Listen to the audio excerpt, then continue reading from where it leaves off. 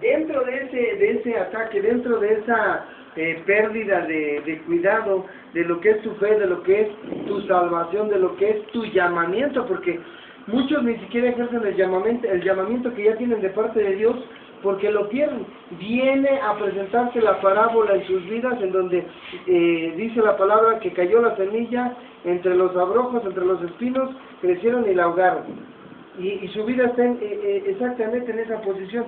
Vienen a Cristo, el Señor les habla, les bendice, empiezan a ejercer la fe en Cristo Jesús, pero de repente el Señor les trae un llamamiento, pero el mundo les ahoga la palabra, las circunstancias, la palabrería de la gente, que al momento de que sales tú, de estar recibiendo bendición, te dicen exactamente lo contrario que estás recibiendo, de lo que estás recibiendo en la iglesia de parte de Dios, donde el Señor te dice: tú puedes, yo estoy contigo, tú de aquí en adelante eres un triunfador, eres un vencedor, y sales de ahí y te dicen exactamente lo contrario.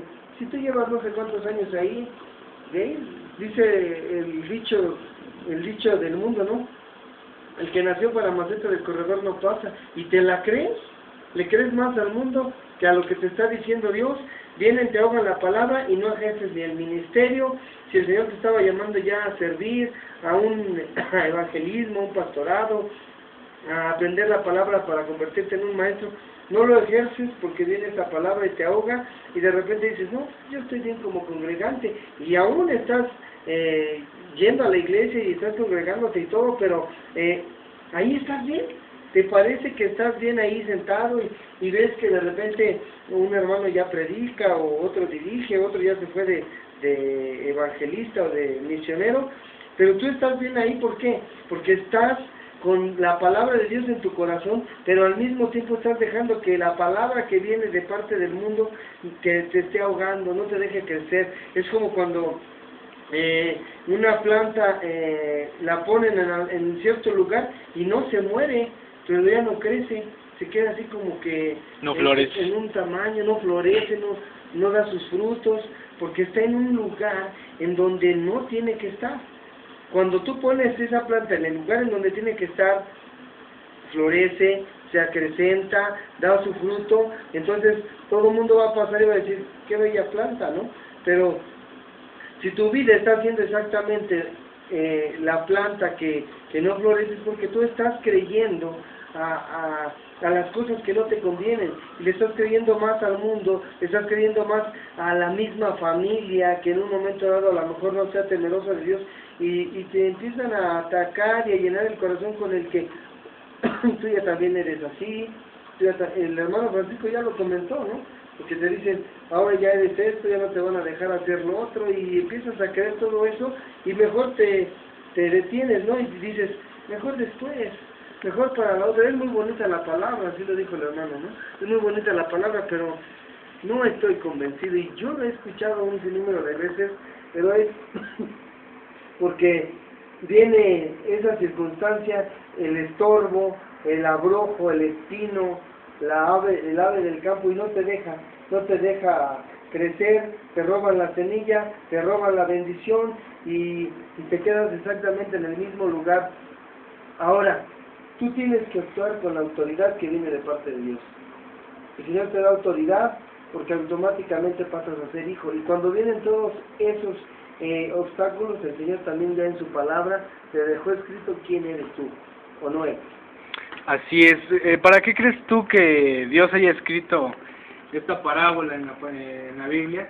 No es simplemente para que fuera una historia bonita o para que fuera una palabra bonita, como decía mi hermano Francisco, sino porque tú te tienes que visualizar como esta tierra que ha recibido una semilla, esta tierra que ha recibido la semilla eterna, como decía mi hermano, que es la palabra de Dios, que es su Espíritu de Dios, que es el que tú empieces a dejar que esa semilla crezca, que esa semilla florezca. Pero ¿para qué crees que Dios haya escrito esto? No es solamente porque sí, sino para que tú te des cuenta y tú estés entendido. Dice la misma palabra de Dios que su pueblo pereció por falta de conocimiento. Es por eso que Dios te permite conocer esto, es por eso que Dios te permite saber cuáles son los obstáculos que el enemigo va a querer poner en tu vida, cuáles son esos espinos, cuáles son esas aves, cuál es todo eso que viene en esta parábola. ¿Por qué? Para que tú puedas defenderte, para que tú puedas protegerte, para que tú puedas prevenirte. Es para eso, es para que tú puedas estar alerta, estar atento a qué es lo que no debes de recibir, qué es lo que debes de alejar, de qué es lo que te debes de apartar. Entonces, hoy ponte a pensar tú qué es lo que ha impedido que tu semilla crezca, que tu semilla florezca. A lo mejor estás a punto de la asfixia, estás a punto de que maten completamente esta semilla, pero esta semilla no va a morir. Esta semilla no va a morir, simplemente está impidiendo su crecimiento. Tú tienes que saber qué es lo que está impidiendo tu crecimiento, tienes que saber qué es lo que está impidiendo que tú fluyas en el Espíritu, que tú fluyas en los dones, que tú fluyas en Dios, que tengas esta comunión viva y activa con Dios. Entonces, tienes que darte cuenta, para eso lo escribió el Señor, para que tú te pongas alerta. No sé si, hermano Francisco. Sí, esto es muy importante, decía yo. Tenemos una lucha en el terreno de nuestra mente y el diablo quiere robar la semilla y que no baje en nuestro corazón y produzca el fruto de Dios. Antes de seguir adelante, nuestros teléfonos son 35 47 46 66, 35 47 46 00. Vamos a orar en la segunda hora por las peticiones de oración que están llegando, pero quiero abordar algo muy importante que tomó el hermano Miguel. El llamado al ministerio es una semilla en la cual Dios te está permitiendo participar en su propósito eterno de establecer su reino en esta tierra. A lo que Dios te haya llamado, sea evangelista, pastor, profeta, maestro, apóstol. Esos ministerios no están todavía madurados cuando apenas se ha recibido el llamado.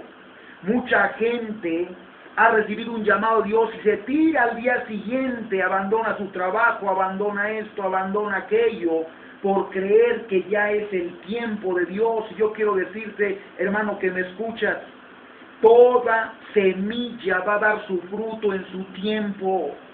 Toda semilla da su fruto en su tiempo. Si Dios te llamó a ser pastor, no quiere decir que estés hecho un pastor.